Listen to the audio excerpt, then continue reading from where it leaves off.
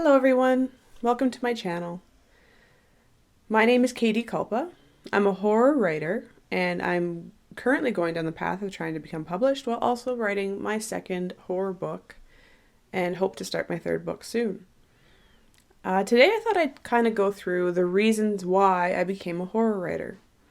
I think there are three main reasons as to why I chose horror and writing as my passion during the COVID pandemic while being locked in the house.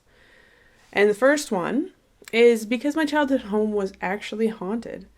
Uh, of course, I didn't find this out until after we moved out and I became an adult, but both my brother and my mother had experiences similar to mine in the house. We never talked about them while we lived there, but interesting how it comes out later. When I was a child, I would see a man standing at the end of my bed, making faces, smiling, laughing, and dancing around. He wore a white shirt with buttons, brown slack pants, and suspenders. And he used to tap on mirrors. I'd hear footsteps coming up the stairs and voices sometimes. It was terrifying for me at the time. But now, of course, I realize that he was probably just excited that someone could see him. My mom saw him as a shadow figure. She never saw clearly who it was, which is too bad because in the end, when I explained what I saw, she actually knew who it was. It was the previous owners of the house. There was two brothers that lived in the house before we did, and one of them actually passed away in the house. So now we're fairly sure that that's who was haunting the house.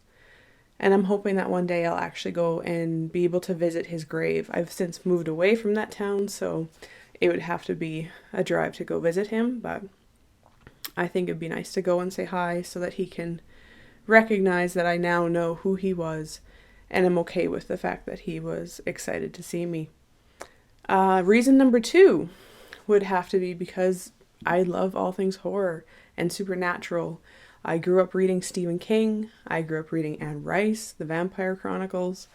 I also watched things like Dr. Giggles, Nightmare on Elm Street, Halloween.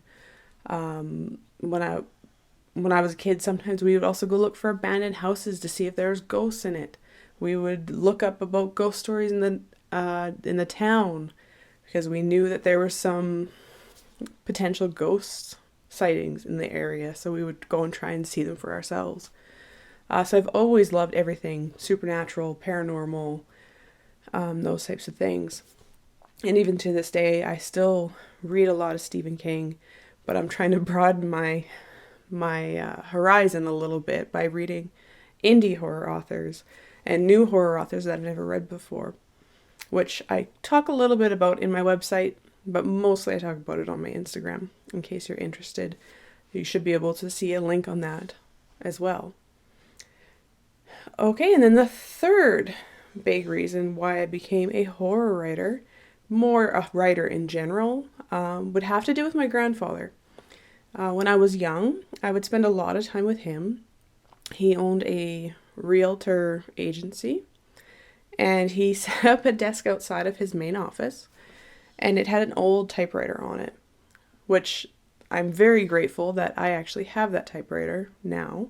It's in my office, and I love having it around. But I actually learned to type on it. I also would pretend that I was a famous reporter and sometimes a famous author, and I'd write stories and I'd write things about people, and I just loved it, and I still have very fond memories of doing that while I was growing up. So I think that had a really big influence on me while I was trying to find. I felt like something was missing in my life during COVID while we were locked down. So picking up a pen and a laptop and starting to write again has been a really enjoyable experience. And I hope that I can do more of it as time moves on. So I hope you like the video and subscribe. I'll be posting weekly videos on my channel. Ones from my writing journey, like this one right here, as well as ones about the haunted locations that I've been visiting and people I've been interviewing about potential on potential hauntings, unexplained experiences, and those types of things.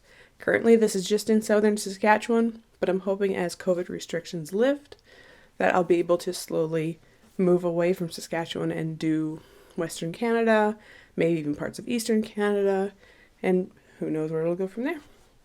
Thanks, everyone. Until next time, my ghouls.